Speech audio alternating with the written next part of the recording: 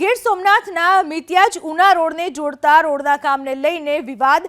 અંદાજિત 3 કિલોમીટરના રોડ પોણા 2 કરોડના ખર્ચે આકાર પામી રહ્યો છે, પરંતુ અચાનક 3 મહિના રોડનું કામ અધૂરું મૂકી દેવાતા ખેડૂતો પરેશાન છે.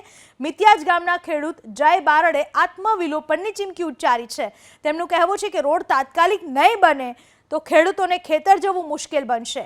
બીજી તરફ માર્ગ મકાન વિભાગના ઇજનેર અને રોડનું કામ કરી રહેલા કોન્ટ્રાક્ટરનું કહેવું છે કે રસ્તા પર ખેડૂતોએ દબાણ કરેલું છે.